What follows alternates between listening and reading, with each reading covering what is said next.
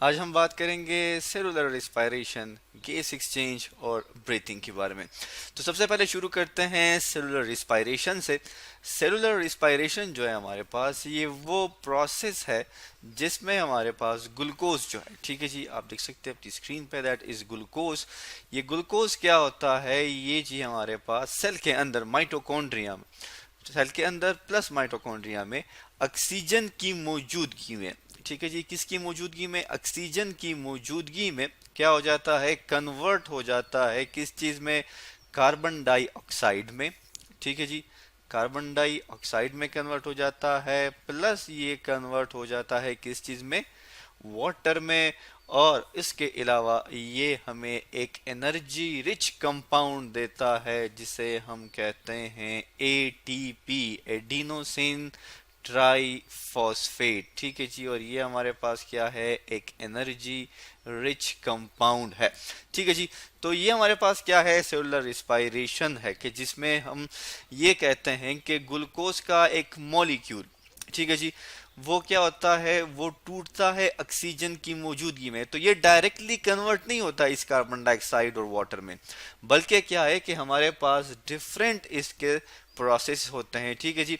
और ये स्ट्रक्चर किस चीज का है, माइटोकॉन्ड्रिया का है, ठीक है जी। माइटोकॉन्ड्रिया आपको पता है कि ये सेल में हमारे पास मौजूद होते हैं, ठीक है जी। और इसको हम क्या कहते हैं, power house of the cell, ठीक है जी। और ये एटीपीज जो है हमारे पास, ये इस माइटोकॉन्ड्रिया में स्टोर होते हैं, ठीक है जी। और ये प्रोसेस जो है, अगर हम इसकी बात करें, ठीक है, सेलुलर रिस्पायरेशन, तो ये सेल के लेवल पे होता है, तभी हम माइटोकॉन्ड्रिया की तस्वीर लगाते हैं। इसके अलावा अगर हम बात करें, तो ये ग्लूकोज जो है जब ये कन्वर्ट होता है कार्बन डाइऑक्साइड में प्लस किस चीज में, इस वाटर में, तो ये हमारे पास तकरीबन 36 एटीपी प्रोड्यूस करता है, ठीक है जी, 36 एटीपी प्रोड्यूस करता है। और ये कंप्लीट प्रोसेस होता है जिसमें ग्लूकोज जो है वो हमारे पास उसकी ग्लाइकोलिसिस होती है, टूटता है, पायरुविक एसिड में कन्वर्ट होता है, और वो पायरुविक एसिड फिर एंड में जाके डिफरेंट साइकिल से होते हुए कार्बन डाइऑक्साइड और वाटर में कन्वर्ट हो जाता है। और इस प्रोसेस को हम क्या कहते हैं, सेलुलर रिस्पायरेशन। फिर हम इसके बाद बात करेंगे किस चीज के बारे में, गैसियस एक्सचेंज के बारे में, ठीक है जी। अगर आप देखें इस सेलुलर रिस्पायरेशन के प्रोसेस में, तो हम यहाँ पे दो गैसेस की बात करते हैं। वन इज ऑक्सीजन, ठीक है जी, एक हमारे पास ऑक्सीजन है और दूसरी हमारे पास क्या है, कार्बन डाइऑक्साइड है। तो इस प्रोसेस को हम क्या कहते हैं, गैसियस एक्सचेंज। हम इसको प्लांट्स में समझ लेते हैं। आप देख सकते हैं अपनी स्क्रीन पे कि हमारे पास एक लीफ मौजूद है, ठीक है जी, दैट इज द लीफ। ये हमारे पास एक लीफ है और इस लीफ में आपको ओपनिंग नजर आ रही है। अगर हम इसको इनसर्कल कर दें, ठीक है जी, ये ओपनिंग हमारे पास किस चीज की है, ये जी हमारे पास है स्टोमेटा की, ठीक है जी, दैट इज स्टोमेटा। स्टोमेटा जो है हमारे पास, आप देख सकते हैं जब हम इसकी माइक्रोस्कोपिक स्ट्रक्चर देखें, तो इसमें क्या होता है कि आउटसाइड, बाहर से हमारे पास, क्योंकि आपको पता है कि प्लांट्स क्या लेते हैं, कार्बन डाइऑक्साइड लेते हैं, ठीक है जी।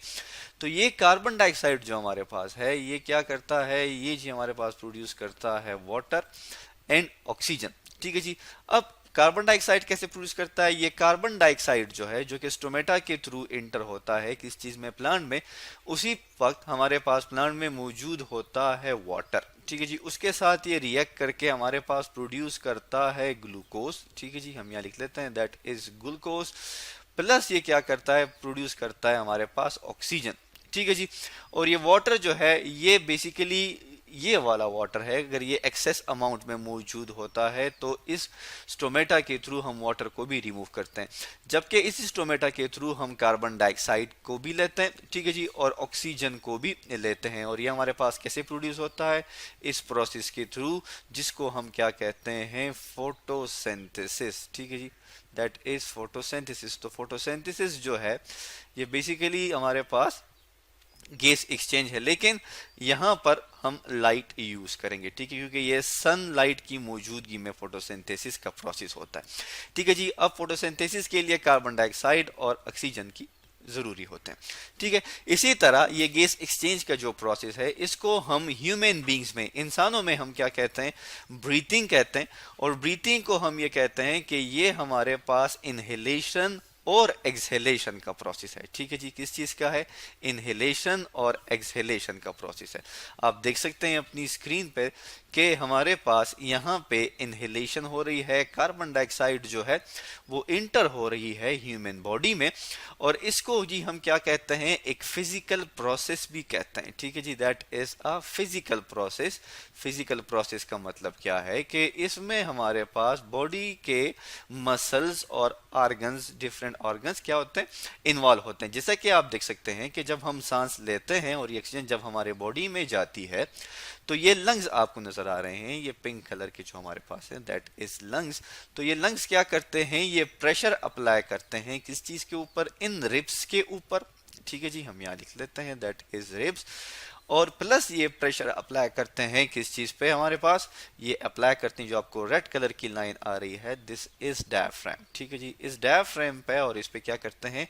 प्रेशर अप्लाई करते हैं, जिसकी वजह से सरफेस एरिया जो है, मतलब क्या है? ये एरिया जो होता है हमारे पास जो कि ब्रीथिंग के लिए है, जो कि लंग्स के एक्सपेंड होने के लिए है, वो बढ़ जाता है।